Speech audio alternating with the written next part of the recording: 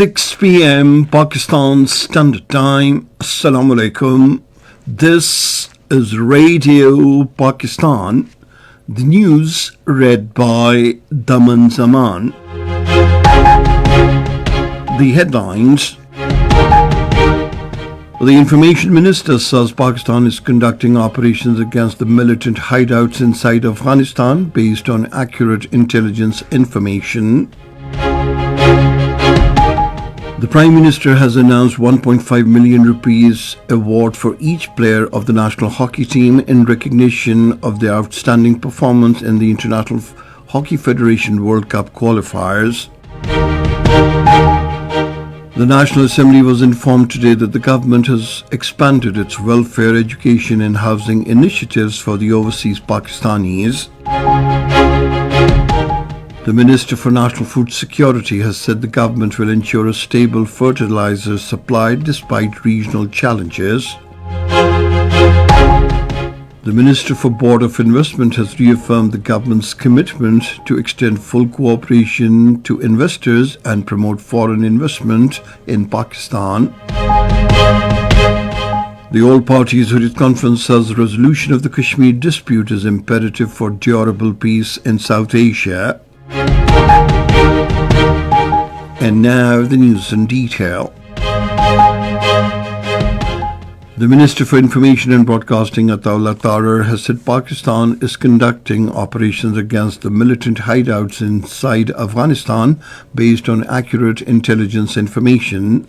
In a statement carried out by the foreign media outlets, he said Pakistan has not targeted any civilian areas in Afghanistan, emphasizing that Pakistan is targeting only the infrastructure of the terrorists and their support networks.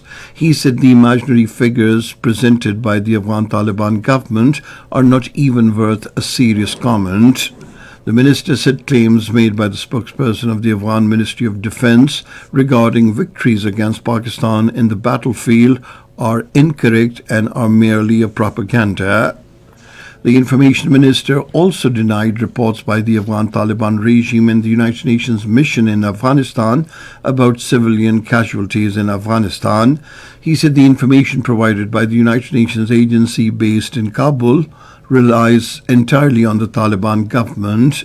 The minister said the fact that the Afghan Taliban and the terrorist group Fitna al-Khawarij are jointly carrying out attacks confirms the existence of a nexus between the Afghan Taliban government and multiple terrorist organizations operating from the Afghan territory. He said all the attacks by the Afghan Taliban regime have been responded to promptly and effectively. The Pakistan Army is effectively continuing retaliatory actions against the Afghan Taliban and Fitna al-Khawarij under the Operation Ghazab lil Haq. According to security sources, the Pakistan Army, acting promptly, targeted an Afghan Taliban post adjacent to Shawwal, South Waziristan. As a result, the Afghan Taliban and Fitna al-Khawarij were forced to flee. The Afghan Taliban post was destroyed using explosives. The security sources said the armed forces carried out a successful operation, completely destroying the ammunition depot at Shaheen Base in Paktika. The Afghan Taliban and Fitna al-Khawarij hideouts and military installations are being targeted along the Pakistan-Afghanistan border. The Prime Minister Mohammad Shahbaz Sharif has announced a reward of 1.5 million rupees for each player of the national hockey team in recognition of their outstanding performance in the International Hockey Federation World Cup qualifiers. According to a statement released by the Prime Minister House, the initiative not only acknowledges the team's hard work and dedication to the sport, but also represents a significant step toward promoting hockey in Pakistan. The participation of the national hockey team in the World Cup qualifier generated excitement and enthusiasm among hockey fans, and the reward is a clear testament to their steadfastness. The National Assembly was informed today that the government has expanded its welfare, education and housing initiatives for the overseas Pakistanis and their families during the current years. Responding to a question during question hour, the Minister of State for Overseas Pakistanis, Saklan, said financial assistance is extended to destitute families of the overseas Pakistanis in the event of death and disability of an overseas Pakistani.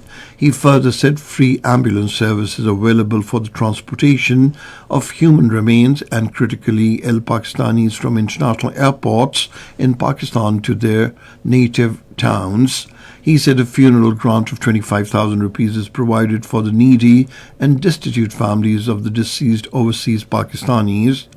Mohammed Saklan said the Overseas Pakistanis Foundation online complaint management system has been linked to the Pakistan Citizens Portal of the Prime Minister Delivery Unit for speedy resolution of complaints. He said the Overseas Pakistanis Foundation has launched 27 educational institutions throughout the country, including Azad Kashmir. This is Radio Pakistan giving you the news. The Minister for National Food Security and Research, Rana Tanveer Hussain, says the government will ensure a stable fertilizer supply despite regional challenges. He was chairing a high-level meeting of the Fertilizer Review Committee in Islamabad today.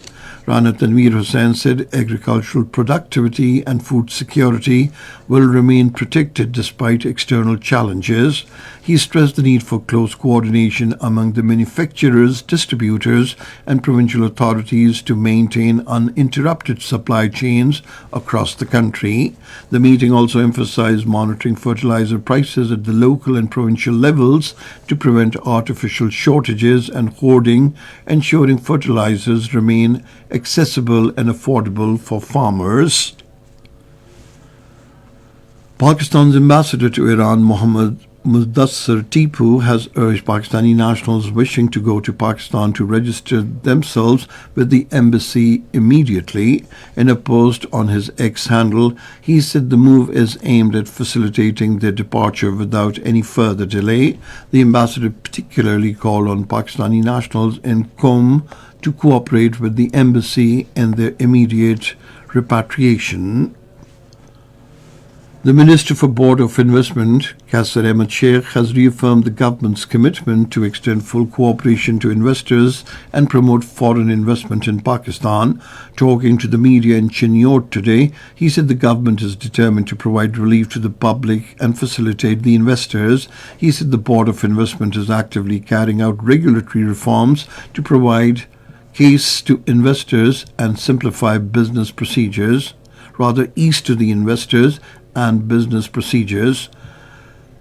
Qasir Ahmed Sheikh said the government is also supporting students in higher education, technical skills and the use of modern technology. He urged the business community to promote direct taxation, saying indirect tax system places a burden on the common people. The High Commissioner of the United Kingdom to Pakistan, Jane Marriott, has appreciated the integrated and technology-enabled approach adopted by Pakistan National Disaster Management Authority to strengthen disaster risk reduction and national preparedness. She expressed these views during her visit to the National Emergencies Operations Centre in Islamabad today. On the occasion, the chairman NDMA, Lieutenant General Inam Haider Malik, highlighted the authority's role as the lead national coordinating body for disaster management, emphasizing preparedness and anticipatory actions to address evolving disaster risks. Jane Marriott commended the authority's focus on innovation, interagency coordination and evidence-based planning to mitigate the impacts of disasters in an era of increasing climate risks. Both the sides also exchanged views on enhancing cooperation between Pakistan and the United Kingdom in areas of disaster risk reduction, climate resilience and humanitarian coordination. The All-Party Zurich Conference says the resolution of the Kashmir dispute is imperative for durable peace in South Asia. The APHC spokesman, Abdur Rashid Minhas, in a statement in Srinagar, said the Kashmir dispute must be resolved according to the aspirations of the Kashmiri people in line with the United Nations Security Council resolutions.